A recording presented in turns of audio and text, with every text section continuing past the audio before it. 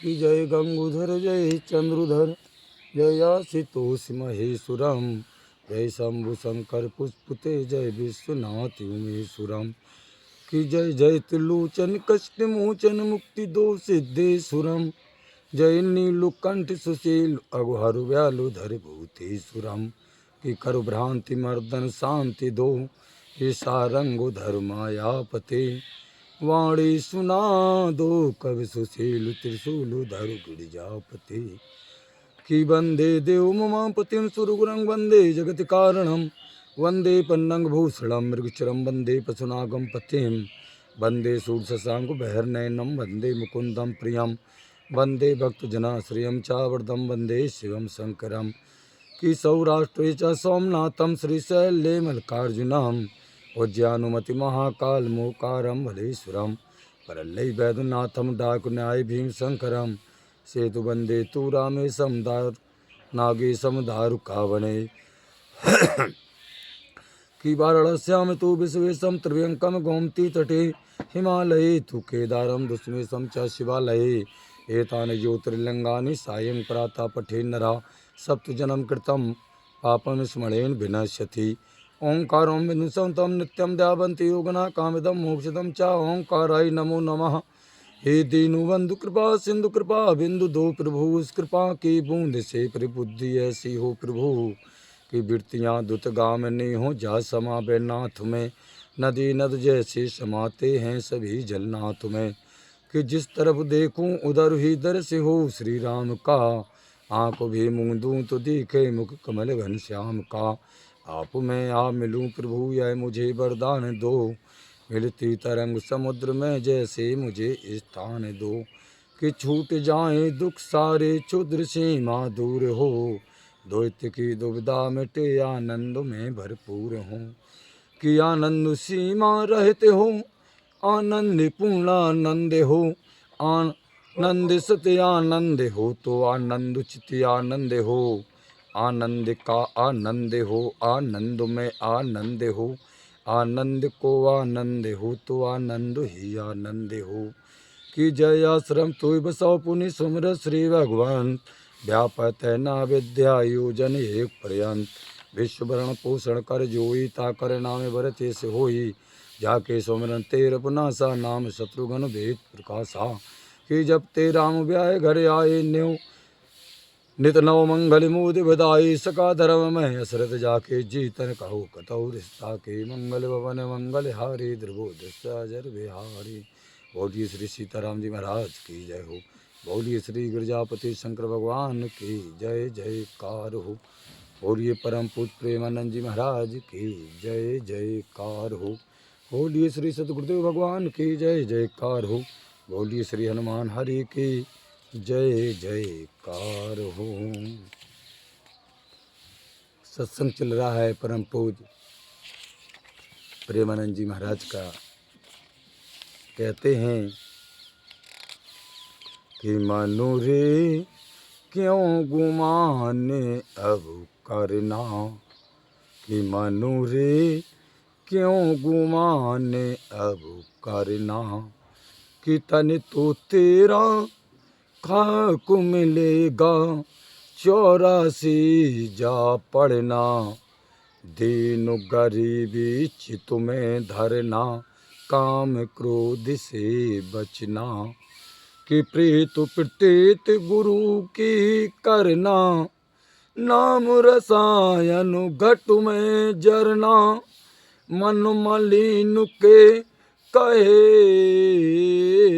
न चलना गुरु का बचन हुए बिचु रखना यह मत मंद गहे नहीं सरना लोभ बढ़ाए उदर को भरना तुम मानो मत इसका कहना इसके संग जगत बिचु गिरना इस मूर्ख को समझ पकड़ना गुरु के चरण कभी न बिसरना गुरु का रूप नैन में धरना सुरत शब्द से नभ पर चढ़ना राधा स्वामी नाम सुमिरना जो है कहे चित्त में धरना मन रे क्यों गुमाने अब करना, मन रे क्यों गुमाने अब करना। चलते इसका दूसरा भाग है। परम पूज्य प्रेमानंद जी महाराज कहते हैं कि भैया हम इस दुनिया के जीव कितने मनमुख हैं, मुकदर गमार हैं कि अपना जन्म मरण बिल्कुल भूले बैठे हैं। दिन रात पेट के धंधे के पीछे भागते फिरते हैं, दुनिया की शक्लों और पदार्थों के लिए तड़पते फिरते हैं। अपने घर को आग लगी हुई और दुनिया की आग बुझाने की दिन रात हम चिंता लगी हुई है।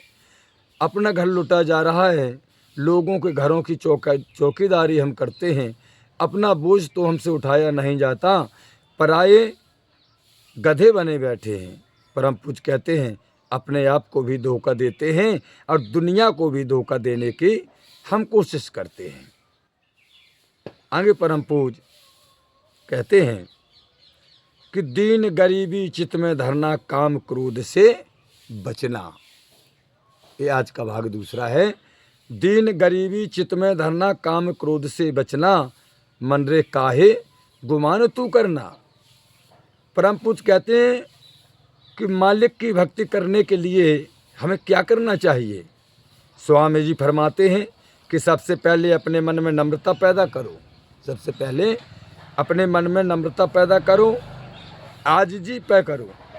जितने तुम्हारे मन में नम्रता होगी उतना तुम्हारा ख्याल मालिक की भक्ति की तरफ जाएगा। मैं अर्ज कर चुका हूँ कि अहंकार ही है हमारी सब परेशानियों की जड़। मालिक के भी जबरदस्त वज्र कपाट बन करके खड़ा है, उसको अहंकार कह लें या मैं कह लें, मन कह लें, एक ही चीज़ है। इसके कई रूप हैं। परम पूज्य प्रेमानंद जी महाराज फरमाते हैं कि जब तक तुम मन में नम्रता पैदा नहीं करोगे तुम्हारा मन कभी मालिक की भक्ति की तरफ नहीं जा सकता। स्वामी जी फरमाते हैं कि कोमल चित दयामन धारो परमारथ की खोज लगाना। परम पूज्य कहते हैं कि अगर मालिक से मिलना चाहते हो तो तुम्हारा हृदय बहुत कोमल होना चाहिए, नम्र होना चाहिए। तुम्हें अपने अंदर लोगों का दर्द महसूस करना चाहिए। हमारा हृदय ऐसा होना चाहिए कि हमारे हृदय में लोगों के दर्द महसूस हो। अगर दुश्मन को भी दुख है तो हमारी आंखों में आंसू आने चाहिए।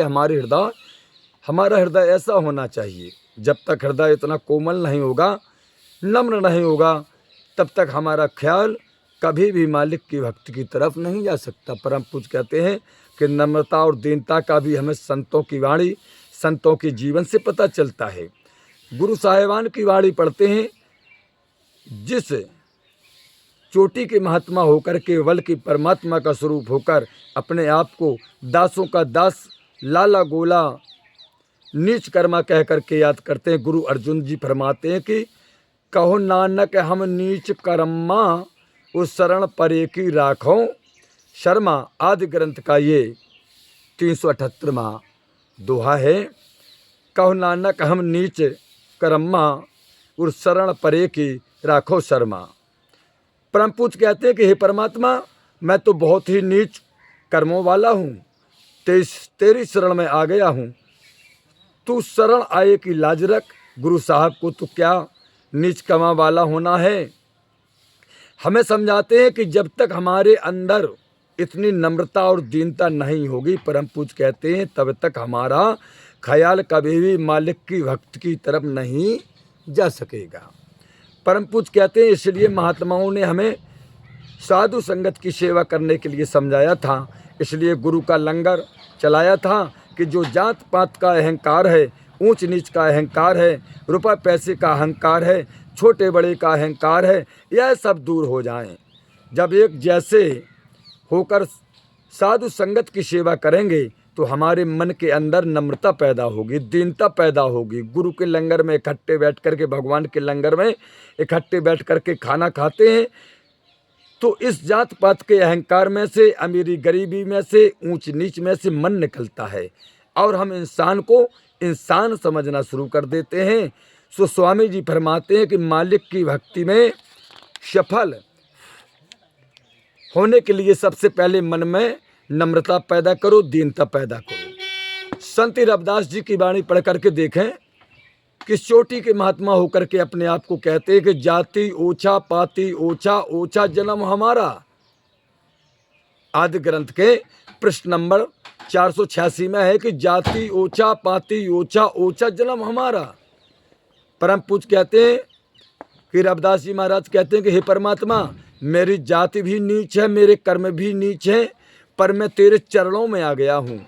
तू मेरे आए की लाज रख, तू मेरे आए की लाज रख। हमें दुनिया के लोग हाथ जोड़ शुरू कर दें, बाय बाय कहना शुरू कर दें, हमें ज़मीन पर सीधे चलना भी मुश्किल हो जाता है। हमारे अंदर कितना अहंकार हो जाता है कि मान बढ़ाई आ जाती है। इसलिए स्वामी जी महाराज कहते हैं कि सबसे पहले अपने मन में नम्रता पैदा करो, दीनता पैदा करो। और क्या करना है? परम पूज्य प्रेमानंद जी महाराज कहते हैं काम और क्रोध से बचना है। ये दो ऐसी ज़बरदस्त ताकतें हैं, काम और क्रोध। ये ऐसी ज़बरदस्त ताकतें हैं कि जिनके अधीन होकर के हम इतने बुरे कर्म कर बैठते हैं महाराज, कि जिनका नतीजा भोगने के लिए हमें जन्मों जन्मों के चक्कर में जाना पड़ता है। परम पूज्य कहते हैं काम में ख्याल नीचे गिरता है, क्रोध में ख्याल फैल जाता है। जब तक हम ख्याल को दोनों आँखों के बीच इकट्ठा नहीं करते हैं, परम पूज्य कहते हैं यह मालिक की भक्ति नहीं कर सकता। परम पूज्य कहते हैं कि अब देख लें कि काम के अधीन होकर के कितने बाल बच्चे पैदा हो जाते हैं। कमाई होती नहीं, बच्चे जाने खाते हैं, खुद भी दुखी रहते हैं, इन गरीबों को भी दुखी करते हैं। क्रोध की हालत तो आप खुद ही जानते हैं, क्रोध की हालत तो आप खुद ही जानते हैं कि इतना गुस्सा आता है कि दूसरों की जान तक लेने के लिए जाते हैं हम। जब जेल में जाकर के चक्की चलानी पड़ती है महाराज, तो फांसी के तख्त पर जब चढ़ना पड़ता है, कचहरी में जाकर के मुकदमे भुगतने पड़ते हैं, फिर रोते हैं। उस समय कौन हमारी दर्द व पुकार सुनता है? परम पूज्य कहते हैं यह क्रोध ही तो है जिसके अधीन होकर के भाई भाई का दुश्मन बना बैठा है आज के संसार में महाराज। कौन है भाई भाई के दुश्मन बनाने का कारण? हमारा क्रोध। कौम कौम का दुश्मन हमारा क्रोध बनाता है, मजहब मजहब का दुश्मन हमारा क्रोध बनाता है, मुल्क मुल्क का दुश्मन हमारा क्रोध बनाता है। और क्रोध ही हर एक को दिन रात अंगुलियों पर नचाता है महाराज, दिन रात नचाता है अंगुलियों पर यह क्रोध। किसी मुल्क की हालत देख ले महाराज आप, किस तरह फौजें भर्ती की जा रही हैं, कितने एटम बम बन रहे हैं, टैंक बन रहे हैं, जंगी जहाज बन रहे हैं। ये कोई प्यार की निशानियाँ नहीं है महाराज, सब क्रोध की निशानियाँ हैं। परम पूज्य प्रेमानंद जी महाराज कहते हैं कि अगर तुम परमात्मा से मिलना चाहते हो, तो मालिक की भक्ति करना चाहते हो, तो मालिक से मिलाप करना चाहते हो, तो तुमको अंदर से क्रोध को भी निकालना चाहिए, अपने अंदर से क्रोध को। आगे की लाइन परम पूज्य कहते हैं कि प्रीत प्रतीत गुरु की करना, नाम रसायन घट में जरना, मन रे काहे गुमान तू करना। अब मन में ख्याल आता है कि किस तरह हमारे अंदर नम्रता और दीनता आ सकती है। अब हमारे मन में यह ख्याल आता है कि किस प्रकार नम्रता और दीनता आ सकती है, किस तरह हमारे अंदर से क्रोध और काम की लहरें निकल सकती हैं। स्वामी जी महाराज कहते हैं कि तुम्हें इसके लिए संतों महात्माओं की संगत करनी पड़ेगी बेटा। हमारा मन संगति और सोहबत की बड़ी जल्दी असर होता है, संगति और सोहबत की बड़ी जल्दी असर लेता है। परम पूज्य कहते कि हम चोरों की संगत करते हैं और चोरी करने की आदत पैदा हो जाती है। जुआरियों के पास बैठते हैं, जुआ खेलने की आदत पैदा हो जाती है। शराबियों के पास उठना बैठना हम शुरू कर देते हैं, तो परम पूज्य कहते हैं कि शराब पीने की आदत पैदा हो जाती है। ये संगत का असर है। परम पूज्य कहते हैं इसी तरह अगर हम मालिक के भक्तों और भगवान के प्यारों की संगति और सोहबत करते हैं, तो वे मालिक की भक्ति में लगे हुए हैं। उनको देखकर खुद ब खुद हमारे अंदर मालिक की भक्ति का शौक और प्यार पैदा हो जाता है।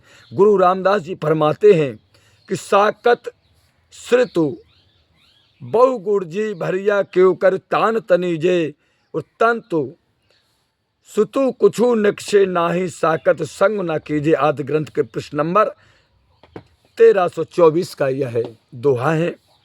परम पूज्य कहते हैं भैया उलझे हुए सूत से कभी कपड़ा नहीं बुना जा सकता है। उलझे हुए सूत से कभी कपड़ा नहीं बुना जा सकता है।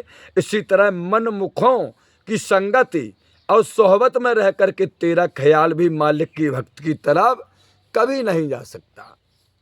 गुरु साहब ने हमारी ओर से मालिक के आगे प्रार्थना की है कि गोविंद जीव सतसंगत मेल हर ध्याइए। हे परमात्मा, साधु संतों महात्माओं की संगत दे हमें, सोहबत दे हमें, ताकि तेरा पता लगे, तेरी भक्त की तरफ ख्याल जाए। परम पूज्य कहते हैं कि गुरुमुखों के सत्संग में आकर ही हमारे अंदर मालिक से मिलने का शौक और प्यार पैदा होता है। हमें आत्मा और परमात्मा के रिश्ते का पता लगता है। आत्मा और परमात्मा के रिश्ते की रुकावटों का पता लगता है और उनको दूर करने के तरीके का भी पता लगता है, साधन का पता लगता है। महात्मा सत्संग उसको नहीं कहते जहाँ एक कौम दूसरी कौम को गालियाँ निकालती हों, एक मजहब दूसरे मजहब की निंदा करता है, जहाँ एक दूसरे के गले काटने की तरीके सिखाए जाते हैं। महात्मा की संगत में गुजरे हुए राजा महाराजाओं की कथा कहानियाँ नहीं पाई जाती, ना कि सत्संग में किसी को हराया या धमकाया जाता। यह तो बहुत बुरी बात है कि अगर कोई हमारी अकल के मुताबिक मालिक की भक्ति नहीं करता तो हम उसे गाली देने शुरू कर दें, बुरा भला कहना शुरू कर दें। हमें उसको प्यार से समझाना है कि देखो भाई, हमें इस रास्ते पर चलकर यह फायदा प्राप्त हुआ है। हमें उसे गाली नहीं देना, उसे प्यार से समझाना कि भैया देखो, हमें इस रास्ते पर चलकर के यह फायदा हुआ है, अगर तेरी समझ में आता है तो तू भी इस रास्ते पर चलकर के इस फायदा को प्राप्त कर सकता है। गुरु साहब समझाते हैं कि सत्संगत कैसी जानिए जिथा एक नाम बखानिए। आदि ग्रंथ के प्रश्न नंबर 72 का दोहा है। परम पूज्य कहते हैं कि महात्मा के सत्संग में केवल शब्द का ही प्रचार किया जाता है। साधु महात्माओं के सत्संग में किसका प्रचार किया जाता है? सिर्फ शब्द का। ऐसे सत्संग में जाकर के कभी घाटा नहीं होता, फायदा ही फायदा होता है महाराज। नाम की कमाई तो बहुत ही ऊंची और निर्मल चीज़ है। भगवान के नाम की कमाई बहुत निर्मल है और बहुत ऊंची चीज़ है भैया।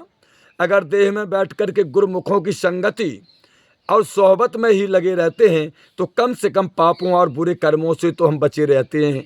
भगवान के सत्संग, भगवान की कथाओं में अगर हम लगे रहते हैं तो बुरे सत्संगों से और बुरे कर्मों से हम बचे रहते हैं। अगर यह अंधा फूलों के बाग में, परम पूज्य कहते हैं कि अगर एक अंधा फूलों के बाग में जाकर के फूलों की खूबसूरती का स्वाद नहीं ले सकता तो वह फूलों की खुशबू तो ले ही जाता है। हाँ, अगर फूलों की खूबसूरती का स्वाद नहीं ले जा सकता है अंधा एक फूल के बाग में से, तो परम पूज्य कहते हैं भैया वह फूलों की खुशबू तो ले ही जाता है। अगर पत्थर पानी में रह करके घुलता नहीं तो सूरज की तपिश और गर्मी से तो बचा ही रहता है। इसलिए महात्मा इतना सत्संग पर जोर देते हैं महाराज।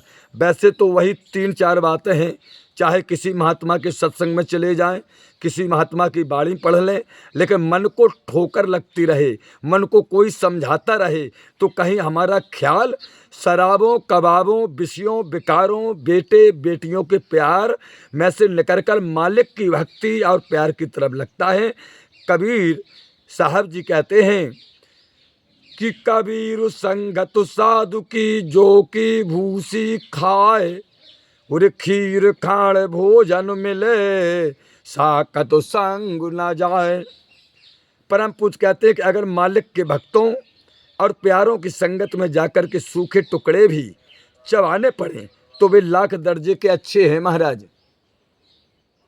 परम पूज्य कहते हैं कि भगवान के भक्तों और प्यारों की संगत में जाकर के हमें सूखे टुकड़े भी चबाने पड़े तो वे लाख दर्जे के अच्छे हैं। मनमुखों की संगत में जाकर के खीर हलवा आदि खाने से आप फरमाते हैं कि एक घड़ी आधी घड़ी और याद में पुण्याद, और कबीर संगत साधु की कटे कोटि अपराध। कबीरदास जी महाराज कहते हैं कि भैया एक घड़ी आधी से आधी घड़ी भी, एक घड़ी या आधी से आधी घड़ी भी जो मालिक के भक्तों और प्यारों की संगत करते हैं, उससे हमारे मन में से हजारों प्रकार के वहम भ्रम संकल्प दूर होते हैं। पता नहीं महात्मा के कौन से वचन हमारे कानों में पड़े जो हमारे जीवन को ही बदल दें। मौलाना रूम कहते हैं, एक मौलाना साहब हुए हैं जिनका नाम था रूम। मौलाना रूम कहते हैं कि हम नसीनी साइते व औलिया बेहतर अजसद साला ताईत बेरया। मालिक के भक्तों और प्यारों की एक घड़ी की संगति और सोहबत हमारे मन बुद्धि की 100 साल की भक्ति से अच्छी है महाराज।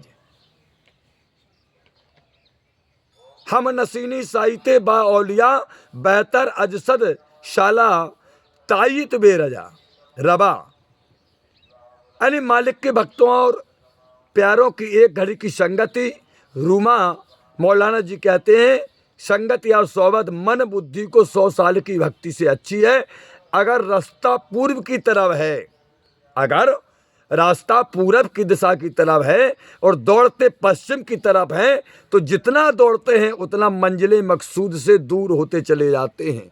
हमारा रास्ता पूरब की ओर है और हम दौड़ रहे पश्चिम की ओर, तो मंजिल तो हमारी महाराज दूर ही होती जाएगी।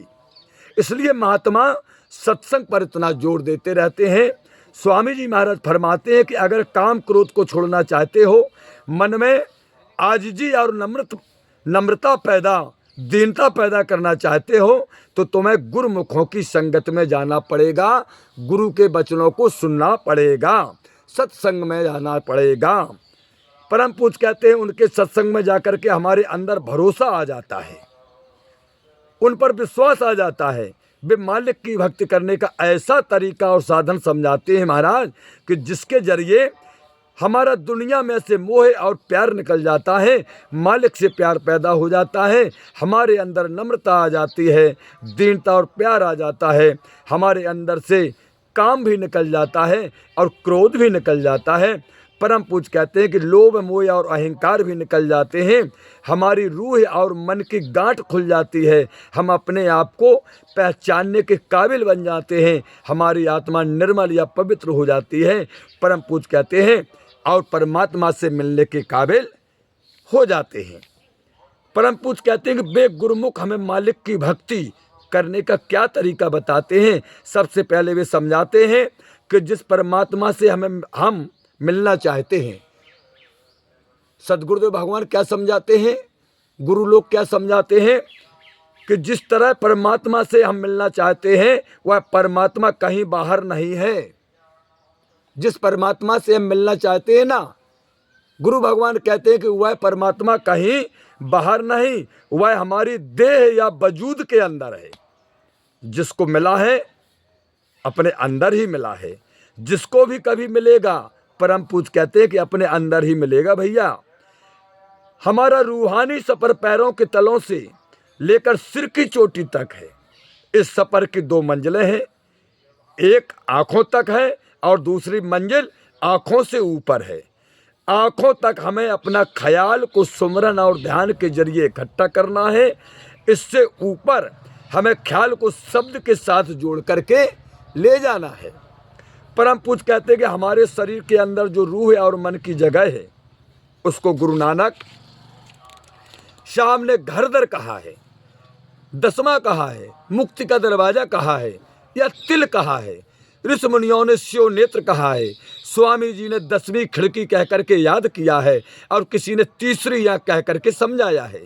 वह जगह हम सबकी आँख के पीछे और बीच में है महाराज। कहाँ है? आँख के पीछे और बीच में है वह जगह। यहाँ से हमारा ख्याल उतर करके 9 द्वारों के जरिए सारी दुनिया में फैल जाता है। यहाँ बैठे कभी बाल बच्चों को ख्याल आता है, कभी घर के कारोबारों का ख्याल आता है, कभी दुकान के ग्राहकों का ख्याल आता है और मन कभी किसी का निश्चल नहीं रहता। परम पूज कहते हम किसी न किसी चीज़ की सोच विचार में लगे ही रहते हैं बराबर।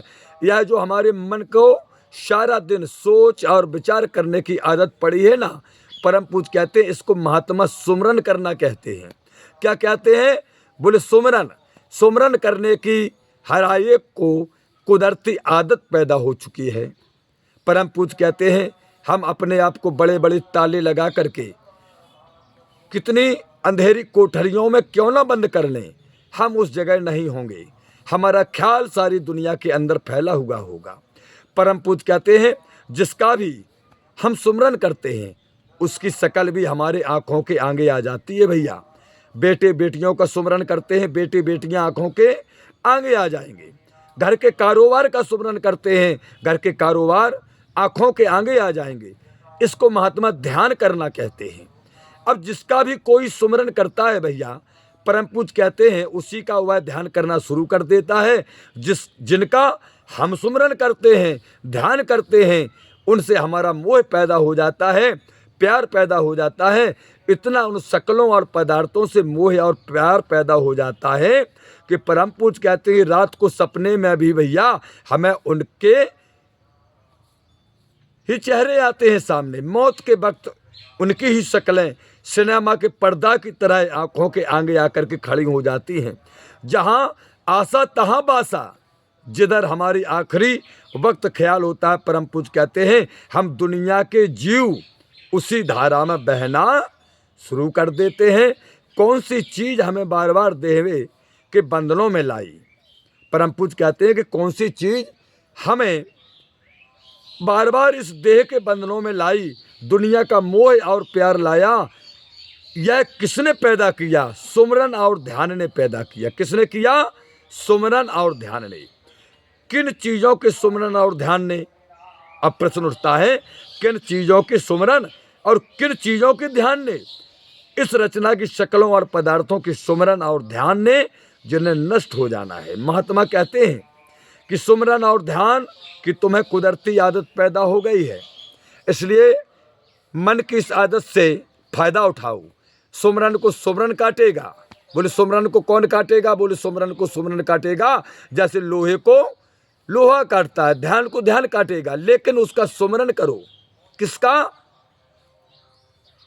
उसका सुमरन करो, उसका ध्यान करो, जिसे कभी नष्ट या फना नहीं होना है। वह कौन है? सिर्फ एक परमात्मा या परमेश्वर है।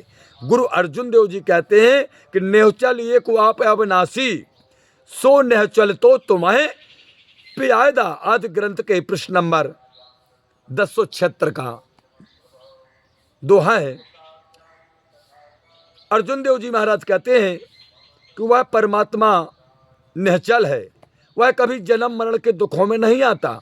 जो उस परमात्मा का सुमरन करते हैं, उसका ध्यान धरते हैं, वे भी निश्चल हो जाते हैं, निहाल हो जाते हैं। उनका भी जन्म मरण के दुखों से छुटकारा हो जाता है।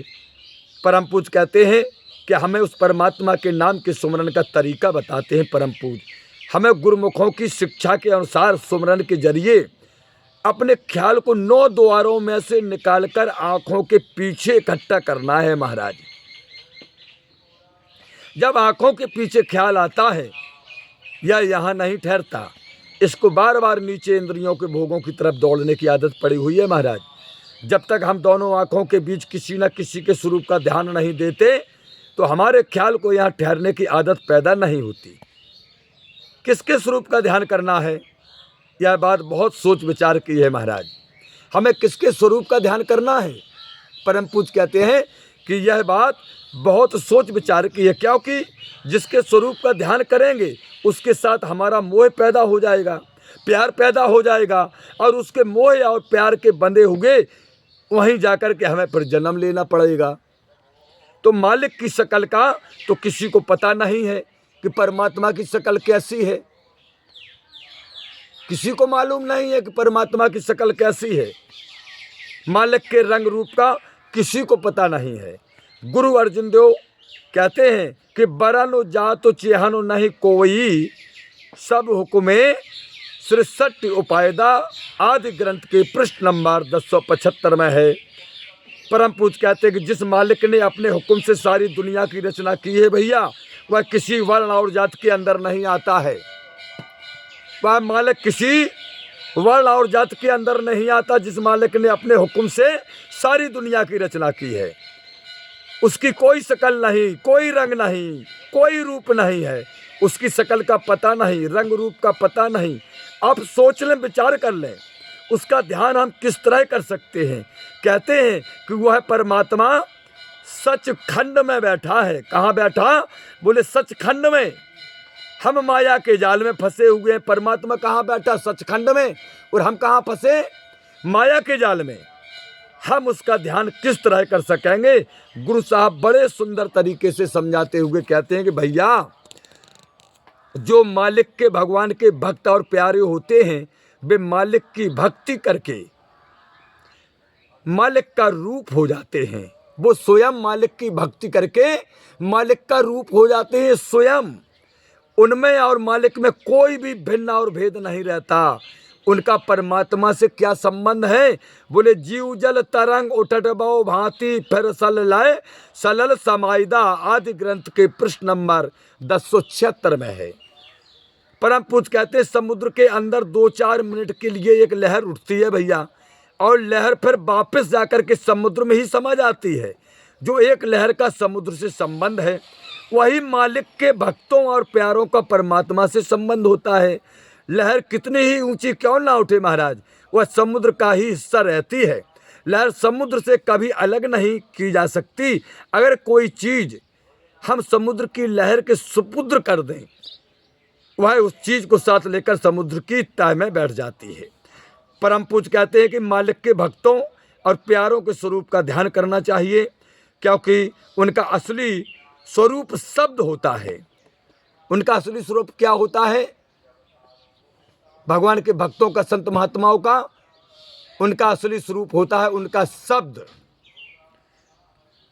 उनका नाम होता है। हमारा जो असली गुरु है या परमात्मा का जो स्वरूप है, वह भी क्या है? बोले शब्द है। हमारा जो असली गुरु है कौन है? शब्द है मेरा गुरु। परमात्मा का असली स्वरूप है, कैसा है, कौन है? बोले शब्द। वह भी नाम है। भाई गुरदास जी कहते हैं कि गुरमूरत गुरु शब्द है। गुरमुखों का जो असली स्वरूप है वह शब्द है, जिसके साथ वे हमारे ख्याल को जोड़ते हैं। गुरु नानक साहब समझाते हैं आदि ग्रंथ के प्रश्न नंबर 943 में, सबद गुरु सूरत पुण्य चेला। अब ये कथा तीसरा भाग, मन रे क्यों करना गुमान रे, इसका चल रहा है। तो तीसरा भाग कल सभी भक्तजन श्रवण करेंगे। हे प्रभु आनंद दाता ज्ञान हमको दीजिए, शेर गुसारे दुर्गुणों से दूर हमको कीजिए, लीजिए हमको शरण में हम सदाचारी बने, ब्रह्मचारी धर्म रक्षक वीर वृतुधारी बने। यह कार्य जो मैंने उठाया आप के आंसू से, ऐसे कृपा हो नाथ की जो पूर्ण हो दास की, दीनानाथ अनाथ का भला मिला संयोग, यदि आप तारो नहीं तो हंसी करेंगे लोग। सियावर रामचंद्र की जय, उमापति महादेव की जय, पवन सुत हनुमान की जय, बोलो भाई सब संतन की जय जयकार हो। बोलिए परम पूज्य प्रेमानंद जी महाराज की जय जयकार हो। बोलिए परम पूज्य सतगुरुदेव भगवान की जय जयकार हो। परम पूज्य काका गुरु महाराज की जय जयकार हो। सब संतन की जय जयकार हो। सब भक्तन की जय जयकार हो। अपने अपने माता पिता भाई बंधु गुरु भगवान की जय जयकार हो।